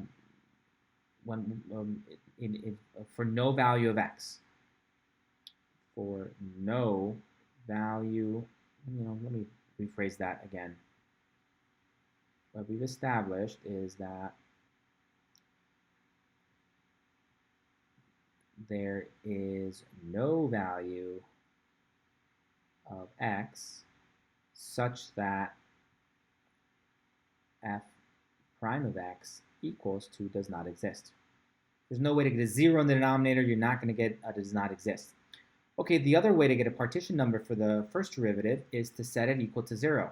So we want to find all x values such that the first derivative is equal to 0. Well, that's only going to happen when the fraction, the numerator, is equal to 0. So we're going to set 2x plus 6 equal to 0. And we get that 2x equals to negative 6. And so x equals to negative 6 divided by 2. So x equals to negative 3.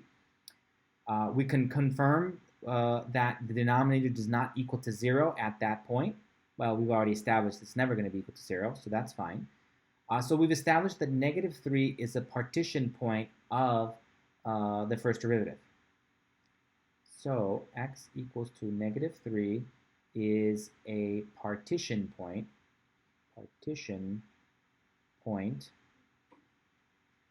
of the first derivative, f prime of x. Okay, let's keep going to the second derivative. Well, just like the first derivative, the second derivative is not going to have a place where it's undefined, right? Because there's no way the denominator could ever equal to 0. It's the exact same denominator as that one, it's being squared.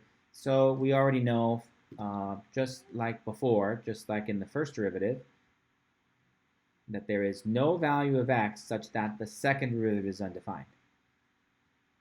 There is no value of x such that the second derivative of x does not exist, right? Again, just like over here, this is because x squared plus 6x plus 13 is never equal to 0. There's no input value x that can give you a 0. We've already established that. Okay, but then we can find the places where the second derivative does equal to 0. That'll be whenever the numerator equals to 0. So we can set minus 2 x plus 1 x plus 5 equal to 0. And we can see, of course, through the zero product property that this must be 0 or this must be 0, which means x equals to -1 is one partition point, and x equals to -5 is another partition point. Right? So x equals to -1 and x equals to -5 are the only partition points. Partition points of f double prime, the second derivative. These are the partition points of the second derivative. X equals to -3 is a partition point of the first derivative. Okay, so now let's come back and think about the original function, and now we have to think about the domain of the original function. So we have ln of this little quadratic formula in here. Remember that whenever we have an ln function, whenever we have an ln function, the input must be positive, right? The argument in here must be strictly greater than 0. Input must be strictly greater than 0. We can't put a 0 in there, but it's got to be a little bit bigger than 0. Okay, so it's got to be strictly greater than 0. So we just have to confirm what values of x maintain that requirement for an ln function. So when is this positive? That's what I want to know. So let's figure that out. So we have, let me write that over here. So we have f of x is equal to ln of x squared plus 6x plus 13. So we need to figure out when is this positive. So let's think about this equation. I'm going to pull it out to the side. So consider x squared plus 6x plus 13 kind of separately. This does not factor nicely, so let's use complete the square to factor it. We get x squared plus 6x. And remember, with completing the square, we want to add and subtract the perfect number. Luckily, there's a nice 1 in front, so we just have to add and subtract this number divided by 2 squared. That's the formula, right? 6 divided by 2 squared is the number we add and subtract. 6 divided by 2 squared, right? That's complete the square. 13. All right, well then just simplifying that a little bit gets 3 squared is 9 minus 9. Oh, let me put it in color. This becomes plus 9 minus 9 plus 13. And then these these first three now become a perfect square trinomial. That becomes x plus 3 squared. And these two combine to give me a plus 4. Okay, what have I accomplished? I've rewritten my quadratic from a polynomial form. This is a quadratic in poly form to a quadratic, still a quadratic in vertex form. And the advantage of putting it in vertex form is that I know very easily that the form lets me know that it's going to have a vertex at the point -3, 4. This is x minus -3 squared plus 4. So this fits the form x minus h squared plus b, where h comma b is the vertex. So just by looking at this equation, I know that the vertex of this is going to be at the point -3, 4. It's positive out in front, so I know it opens up, and I know that it's being transformed, raised up by 4 units. So with that information, I can kind of roughly sketch that this guy is going to look like this. Some sort of a quadratic, so it's a parabola that opens up, and it's going to be above the x-axis here, and I don't know, maybe somewhere over here like this. What's important, right? I don't really need all that detail. I mean, if I really wanted to, I can look for this point. Well, we've established this point. This point is the vertex at -3, 4 is right there. But all that matters is that the vertex is above the x-axis. Here's our x-axis. The vertex is above the x-axis and it opens up. So the outputs are always positive, right? All these outputs, the range is going to be starting at 4 going up. The range of this function is from 4 up to positive infinity. Range is from 4, inclusive of 4, up to positive infinity. Good. And then coming back to this original question up here, when is this going to be valid? Well, no matter what values of x I choose, we've just established that this will always be positive. Therefore, ln will always be a valid function, right? The argument of the ln function will always be a value greater than 0. Therefore, we're not going to have any problems. Okay, all that is to confirm that the domain of this function is all real numbers. Okay, so we can kind of organize that by saying x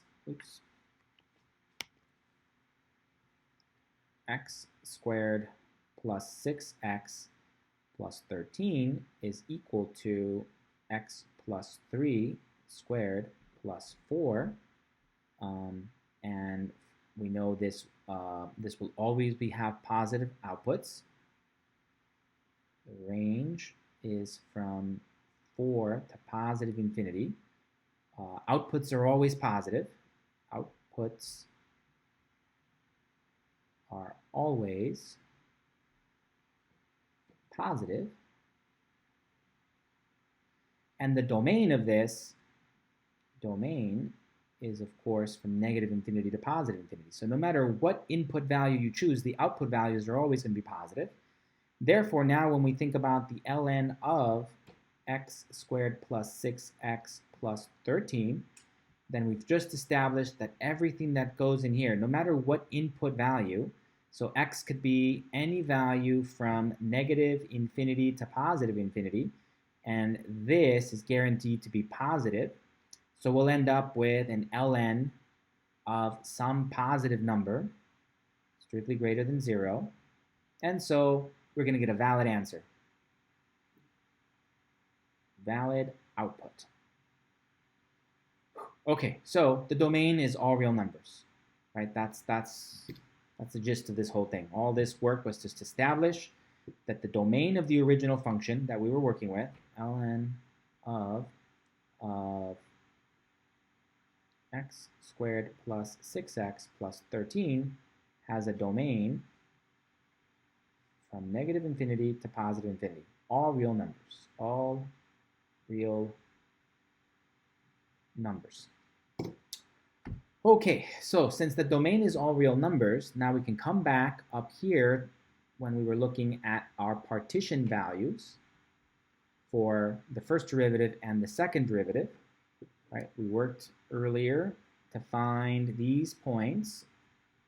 We found that x equals to -3 is a partition point of the first derivative, and we found that x equals to -1 and x equals to -5 are partition points of the second derivative. But now that we know the domain is all real numbers, we can upgrade these points to say that they're critical values. So x equals to -3 is a critical value.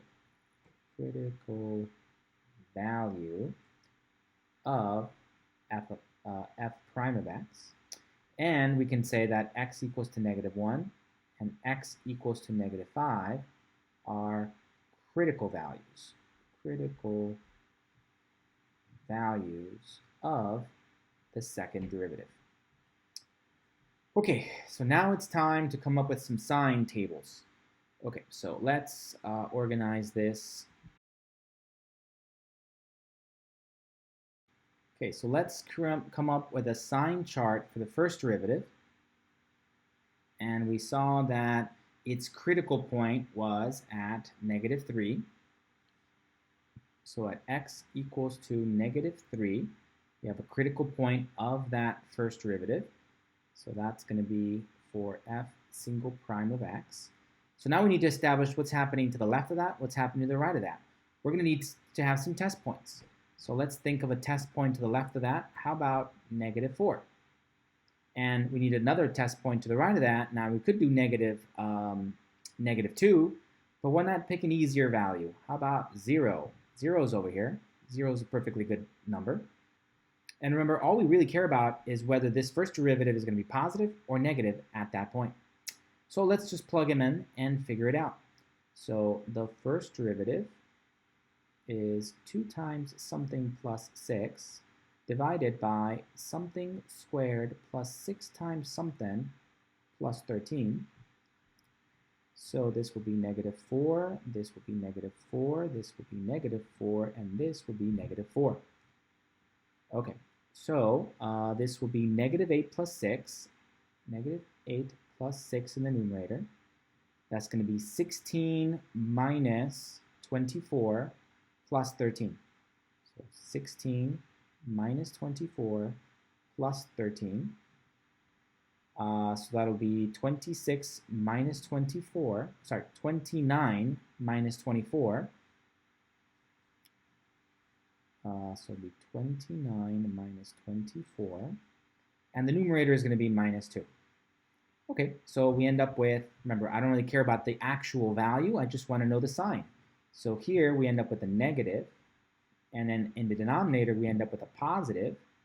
A negative divided by a positive means that the whole thing is going to be some negative number. We've established that that first derivative will be negatives here.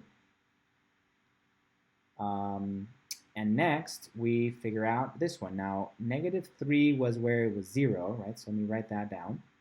So f prime of 3 equals to 0 there. That's how we got the -3. There was no place where the derivative was undefined. It was just, that's the value where it equals 0. Okay, so now let's figure out this test point. So we have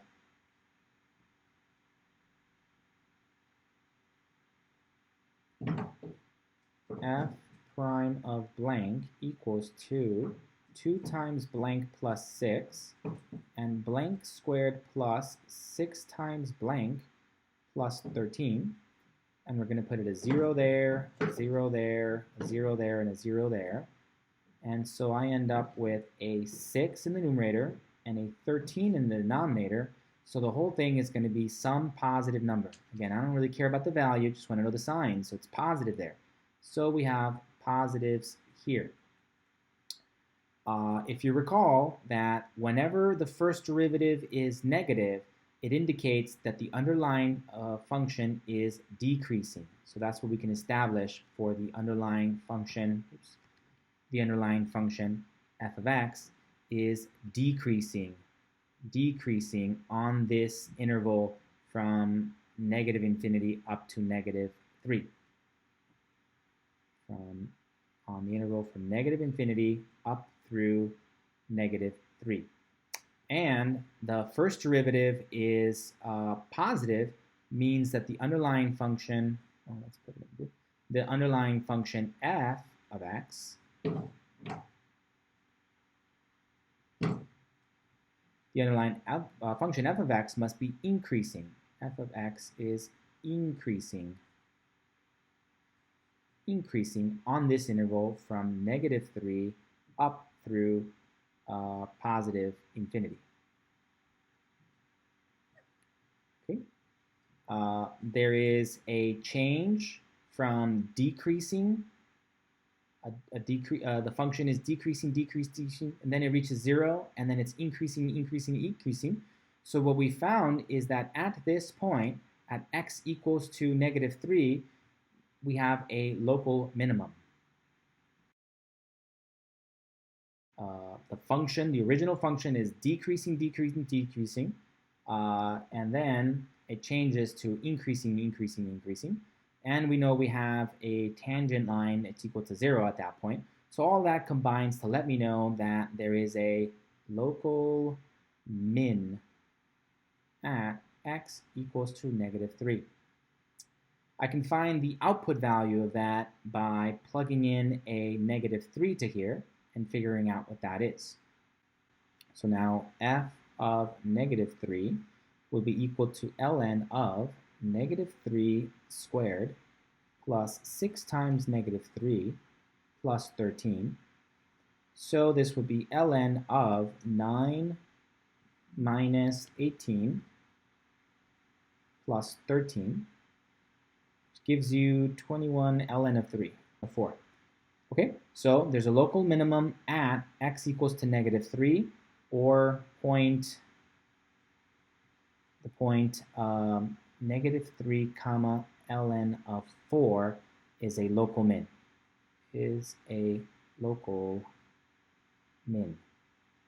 Okay, so that's a lot of information that we were able to draw from that first derivative. Now let's look at the second derivative. Let's do a line, and we know that there are two critical points. We established from earlier that the critical points are at -1 and -5. So at -1 and at -5, we have our two critical points. So this is the x-axis, but now we're interested in figuring out what's happening for the second derivative. So we need some test points. Let's pick a test point over here. Say -2 is a good one. In between here, 0 continues to be, oops, I put them the other way around.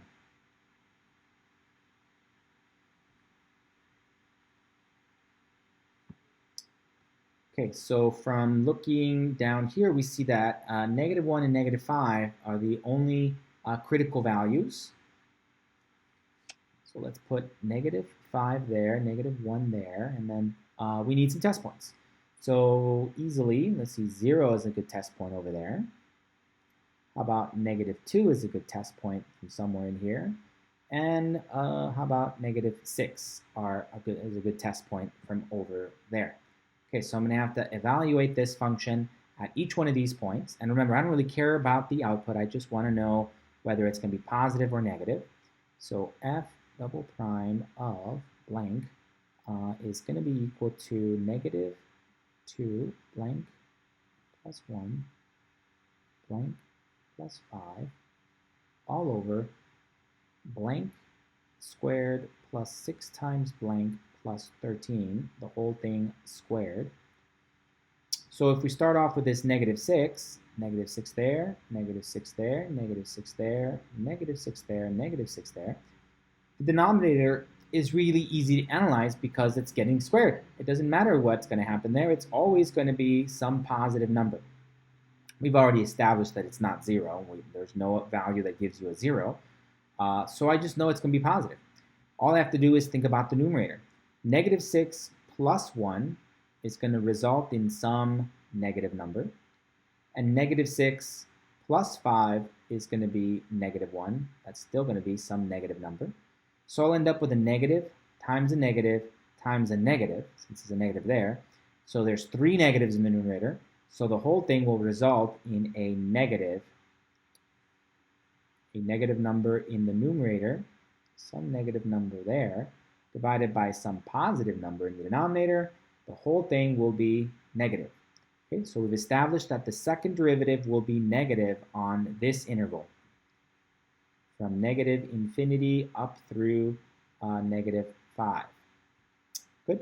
Okay, what about this interval? So now we want to think about the interval between these two. And we're going to pick -2 as a test point. So let's copy the same thing here. We want to figure out the second derivative of something equals to -2 times something plus 1 times something plus 5 all over something squared plus 6 times something plus 13. All of that gets squared. And so this will be equal to, evaluating this at -2, -2, -2, -2, and -2. Again, the denominator is easy. It's always positive because it's being squared. -2 plus 1, well, that's still going to be some negative number. and then negative 2 plus 5, well, that's a positive number now. So we'll end up with a negative number here, and don't forget this negative 2 here.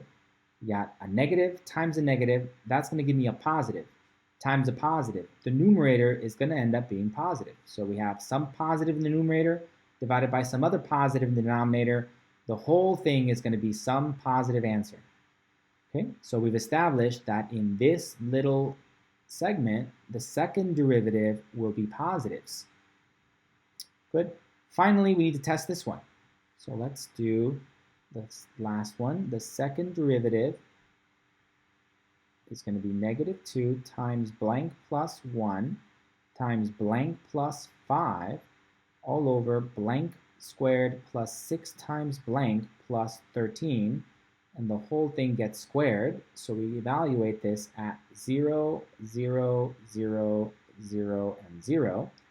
And in this case, we'll end up with a negative number there, negative 2. 0 plus 1, well, that's some positive number. Well, it's just 1, really, positive. And 0 plus 5, well, that's positive 2, positive. The denominator we've established is always positive because we're squaring things. So we'll end up with a positive times a negative. The numerator will be negative. The denominator will be positive. And so the whole thing will result in some negative number, some negative value. We've established that in this final zone, from here to here, the second derivative function is going to be negative. Negative, negative, negative, negative, negative. Okay, so what does that tell us about the underlying function? Right? We know that when the second derivative is negative, negative is sad, the original function is going to be concave down. So on this interval, we see that, let's put it in blue, f of x is concave down, concave down.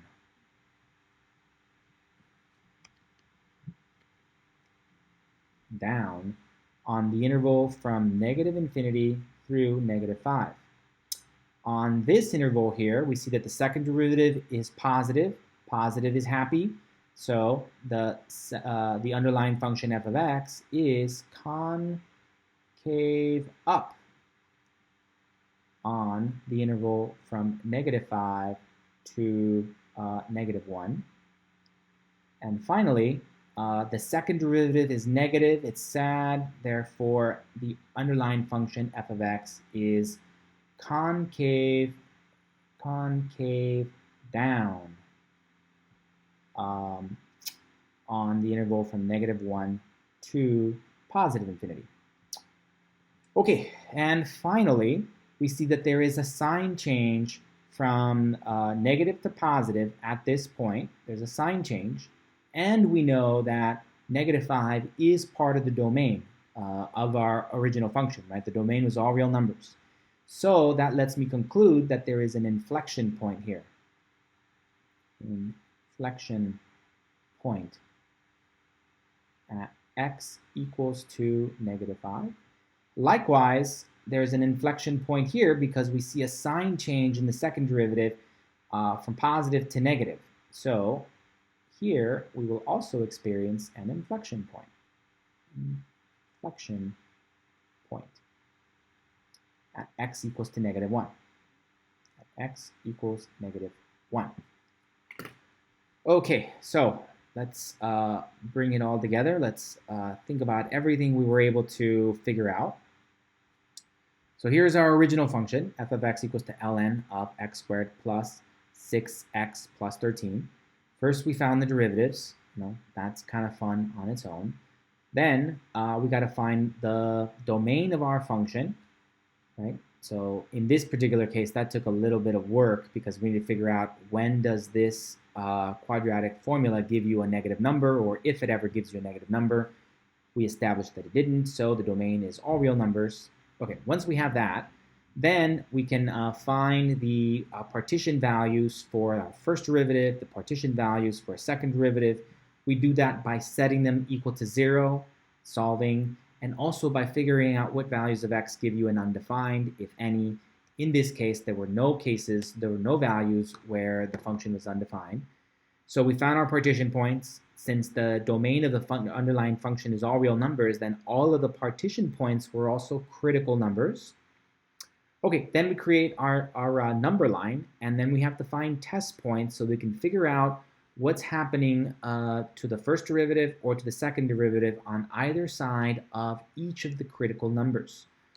When we examine our first derivative sign chart, then we see that whenever the first derivative is negative, it means that the underlying function is decreasing. So we know that our function f, this function, is going to be decreasing on the interval from -infinity to 3. We also know that the underlying function is going to be increasing from -3 all the way to +infinity. And we also know that there's a local minimum at x equals to -3. If we evaluate our original function at -3, this looks kind of ugly. This is a -3. If we evaluate our underlying function at -3, that's what we did here, we get a ln of 4. And so this is the ordered pair that represents a local minimum. We can just leave it like this. Or if you want to get your calculator and get an approximation, that's fine too. Okay, so now we do our sign chart for our second derivative. And again, we only want to know when is the second derivative negative, when is it positive, and we find some test points, we evaluated it, figured out when it's positive, when it's negative. We know that when the second derivative is negative, negative is sad, that means that the underlying function is concave down, right? It's going to have the shape of a sad face. When the second derivative is positive, the underlying function is concave up. So the underlying function is going to have the shape of a happy face, of a smile. Good. When the second derivative is negative, again, we know that the underlying function is concave down. So we know that f of x is concave down on -infinity to -5. F of x is concave up on the interval between -5 and -1. And we know that f of x is concave down on the interval from -1 to +infinity. Okay, we also know that when there is a sign change in the second derivative, we have inflection points, as long as that value is in the domain of our function, which we know it is. So we have 2 inflection points as well. Okay, we've answered all and everything we can possibly answer about this function. If we wanted to do like a rough sketch of the function, we would next come up with some ordered pairs that are like a table of ordered pairs for this function and begin to kind of sketch out our graph. But I think at this point it would be appropriate to just use our online graphing tools to graph this function and then confirm that all this work makes sense and that we really did find the inflection points, the local minimums, and that the function is increasing, decreasing on the intervals we think it is, and that concavity happens the way we think it happens. Okay, so let's go to Desmos. Okay, so typing my original function into Desmos gets us this graph right here. Okay, and I could see that right here at the point -3, 1.386. If we do ln of 4, we get this. So this represents ln of 4. So this is the point -3, ln 4 right here. And also we can identify this point and this point right here. So this is the point, come on. Oh, there. This point and this point at -5. Well, we didn't calculate the output. I don't think it asked us. That's fine. And we also identify this point. Okay, so let me zoom in a little bit more.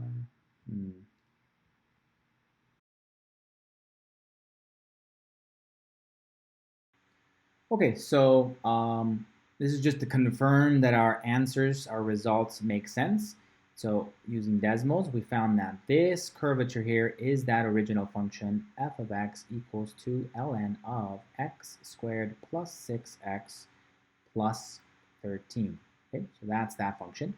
We've established that there is a local minimum right here. See, it makes sense that right there we have a local minimum at 3 comma ln of 4. If we evaluate that, we can get decimal approximation. That's this guy. That confirms this part. We did find a local minimum.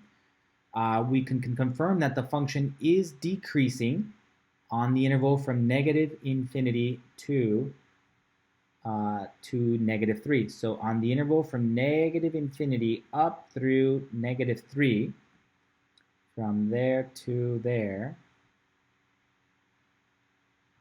-3, the function is decreasing. F of x is decreasing. And then on the interval from -3 up to +infinity, going that way, the function is increasing. That's what we said. F of x is increasing from -3 to infinity, and f of x is decreasing. Okay, so everything here has been confirmed. What about over here? Okay, so this is saying that the function is concave down from on the interval from -infinity up through -5. So okay, so this shape right here, this part of it up to this point,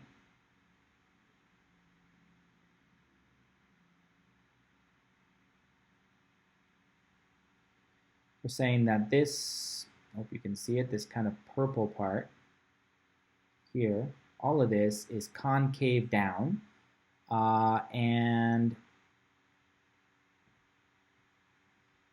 this part over here is also going to be concave down, and they start from 1 to infinity. So on the interval from -1, so maybe a little bit like right around there, to infinity. So we're saying on the interval from -1 to infinity, -1 to infinity, the function is concave down. Concave down. So we have here f of x concave down from -1 to infinity. And then on this interval over here, from -5, so somewhere over here this way, on this interval, our function is concave down there as well. Concave down. And this is on the interval from -infinity up through -5. It matches. F of x is concave down this way, up to there. And then in this little part, it's concave up. So in this little segment right in here, this is like a little tiny little parabola. It's concave up in that little segment right in there. So the function is concave up, down, and then right in this zone here, it's concave up in that little zone there, which corresponds to this little blue guy right here. And this little zone is from -5 to -1. There is a change of concavity at these 2 points. So these 2 points represent inflection points. Inflection points. There and there. Inflection points. Okay, wow, tough question, right? Super long. It incorporates a whole lot of stuff. Feel free to use online graphing tools or your calculator to confirm your work. It's hard enough to do it blindly and then just kind of stop. So feel free to use technology to graph it and confirm your work.